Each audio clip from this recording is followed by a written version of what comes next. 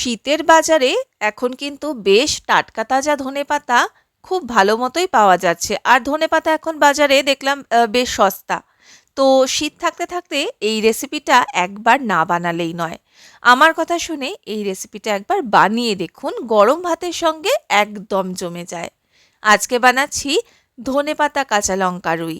আর এটা বানানোর জন্য আজকে নিয়েছি আমি একটা 1 কিলো 300 গ্রাম ওজনের মতো রুই মাছ। রুই মাছগুলোকে একটু এরকম বড় বড় করে পিস করে কেটে নিয়েছি। রান্নাটা আজকে আমি রুই মাছ দিয়ে করলেও আপনারা কিন্তু এটা কাতলা মাছ দিয়েও করতে পারেন, দারুণ লাগে খেতে। প্রথমে যেরকম হয় মাছগুলোকে একটু নুন হলুদ মাখিয়ে রেখে দিয়েছি 10 থেকে 15 মিনিটের জন্য। তারপরে না মাছগুলোকে একটু হালকা লালচে করে ভেজে নেব। আর এই ভাজার জন্য আমি আগে কড়াইয়ের মধ্যে সর্ষের তেলটা গরম করে নিলাম। তেলটা বেশ ভালো মতো যখন গরম হবে, মানে একটু ধোঁয়া উঠবে, তখন এতে 1 চামচ নুন দিয়ে দিয়েছি।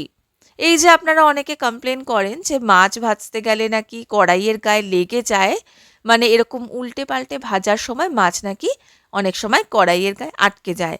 তো এইভাবে নুন দিয়ে ভাজলে সেই সমস্যাটা কোনোদিন হবে না। নুনটা দিয়ে তারপরে মাছগুলো ছাড়বেন, আর এরকম আস্তে আস্তে একটা সাইড ভাজা হলে তারপর উল্টে নেবেন। কি সুন্দর দেখুন, হালকা লালচে করে এগুলোকে ভেজে তুলেছি। তবে খুব বেশি কড়া করে কিন্তু ভাজবেন না, তাহলে এই রেসিপির স্বাদটা অত ভালো লাগবে না। একটা ব্যাচে তো সবগুলো ভাজতে পারলাম না, তাই আমি আজকে দুটো ব্যাচে সব মাছগুলোকে ফ্রাই করে নেব। এখানে সব কটা মাছ আমার ভাজা হয়ে গেছে। এরপর দেখুন আমি নিয়ে নিয়েছি বেশ অনেকটা পরিমাণে ধনেপাতা। একটা নিয়েছি টমেটো, 5-6টা মতো কাঁচা লঙ্কা আর কিছুটা রসুনের কোয়া। সেটার একটা পেস্ট আগে বানিয়ে নিচ্ছি।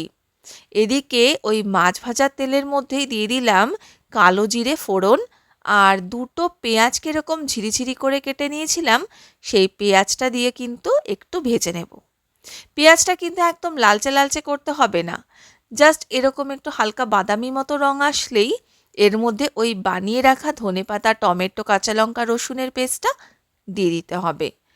আর এই যে ধনেপাতা কাঁচা লঙ্কা রুই, এটার জন্য কিন্তু এই যে কালারটা, মানে ধনেপাতা বাটার যে সবুজ রংটা, এটা কিন্তু সবচেয়ে বেশি ভালো লাগে দেখতে।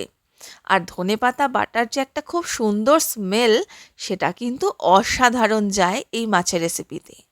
একটু কষিয়ে নিয়ে দিয়ে দেবো এর মধ্যে 1 চামচ হলুদ গুঁড়ো, 1/2 চামচ মতো জিরে গুঁড়ো, আর পরিমাণ মতো দিলাম নুন। সব কিছু দিয়ে কিছুক্ষণ ধরে কষিয়ে নেওয়ার পর তেল ছাড়তে শুরু করবে।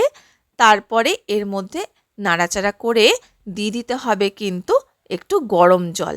আর গরম জলটা আমি খুব বেশি দিচ্ছি না, এটা তো একদম ট্যালট্যালে পাতলা ঝোল হবে না, একটু গায়ে মাখা মতো হবে, তাই জলটা একটু বুঝেই দিতে হবে।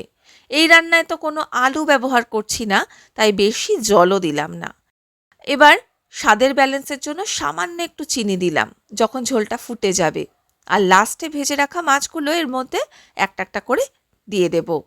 মাছটা দিয়ে এটাকে ওই 5-10 মিনিটের মতো একটু কুক হতে দিতে হবে, যাতে সমস্ত মশলা মাছের মধ্যে সুন্দরভাবে ঢুকে যায় আর গ্রেভিটা একটু ঘন হয়। বাড়িতে রোজ দিন একই রকমভাবে মাছের ঝোল বানিয়ে আর খেয়ে যদি বোর হয়ে গিয়ে থাকেন, তাহলে কিন্তু অবশ্যই একবার এই প্রসেসে রান্নাটা করে দেখবেন। আঙুল চেটে কিন্তু খাওয়া হবে, এটা বলতে পারি। আর এটার ঘ্রাণটা এত সুন্দর আসে বানানোর সময়, তাতেই কিন্তু বুঝতে পারবেন এটা কত টেস্টি হয়। তো এই রেসিপিটা বাড়িতে আমাকে বানিয়ে তারপরে কমেন্ট করে জানাবেন যে আপনাদের কেমন লাগলো।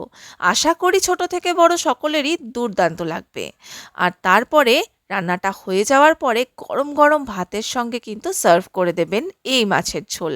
আর ভালো লাগলে আমার চ্যানেলটা সাবস্ক্রাইব করতে ভুলবেন না।